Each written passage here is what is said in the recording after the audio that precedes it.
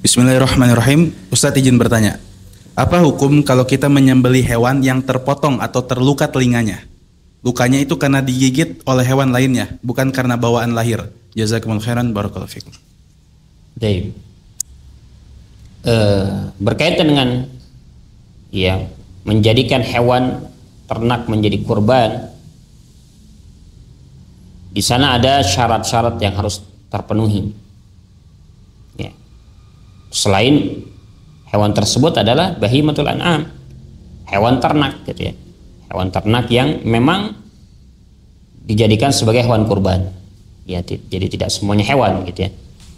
Kemudian juga diantara yang harus diperhatikan ketika menjadikan hewan, yaitu menjadi kurban kita, persembahan kita kepada Allah Subhanahu wa taala, itu harus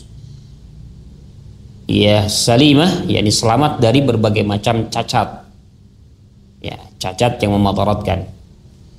Bagaimana dengan apa yang ditanyakan tadi berkaitan dengan telinganya yang terluka? Ya, di sini terluka ya, terluka karena digigit dengan hewan yang lain. Di zaman dulu disebutkan bahwasanya di antara cara untuk menandai hewan itu dengan dilukai ujung dari, atau bahkan istilahnya dibelah gitu, ya, disobek telinga daripada hewan ternaknya, dari hewan ternaknya. Ya, tujuannya apa? Tujuannya untuk menandai ini kambing si fulan, karena memang mungkin warnanya sama, mungkin ya, besarnya sama, takut tertukar dengan yang lainnya. Nah, itu dulu, zaman dulu dilakukan tadi dengan menyobek telinga. Ya. Nah, bagaimana? Ya, para ulama menyikapi hal ini. Ya, mereka pertama kali dalam hal ini ya melarang. Intinya melarang karena ini bentuk apa? Menyakiti hewan. Bentuk menyakiti hewan. Ya, sementara bimbingan Nabi SAW untuk hewan yang mau dijadikan hewan kurban pun kita harus apa? Kita harus berbuat baik kepada mereka.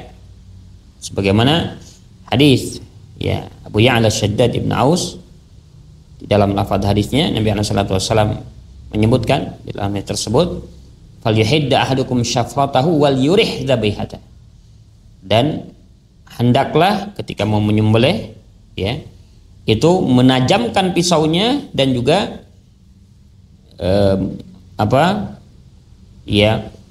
memelihara hewan ternak tersebut.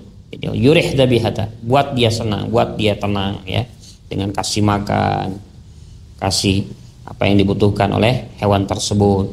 Jangan sampai melukai, jangan sampai menyakiti hewan tersebut. Ya, bukan karena ini mau disembelih kemudian ya boleh kita seenaknya berbuat apapun kepada hewan tersebut, tidak boleh.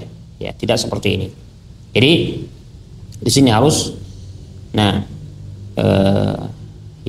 memelihara hewan tersebut, ya, menjadikan hewan tersebut nyaman.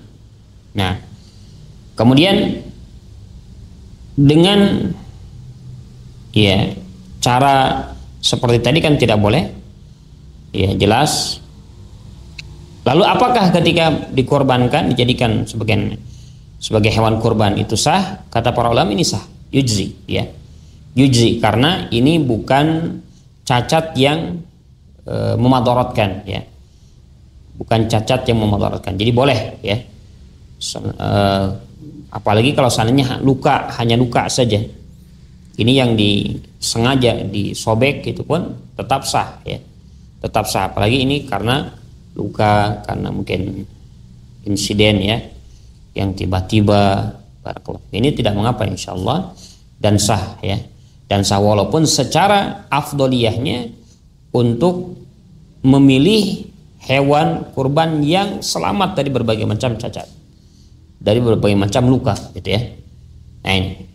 Nah, Adapun pada zaman sekarang ya ditandai di apa di telinganya ya, selama hal itu tidak akan memotorotkan hewan tersebut ya, tidak sama dengan zaman dulu. Jadi ada istilahnya tabdik ya, kata para ulama ya, tabdik ya. Al-Imam Asy-Syinkiti menyebutkan bahwasanya tabdik ini adalah yakni ditandai di adanul an'am ya, diberikan tanda di telinga-telinga hewan ternak ya, di telinga-telinga hewan ternak. Nah ini ya, dengan tadi menyobek udun ya telinganya. Barakallahu. Kalau pada zaman sekarang mungkin tidak seperti itu ya, hanya dibolongin gitu ya, kemudian dimasukkan di situ tandanya. Ini Allah alam, kalau seperti ini tidak mengapa ya. Kalau seperti ini tidak mengapa, insyaallah untuk ditandai saja. Nah ini Allah alam yang bisa ana jawab. Barakallahu.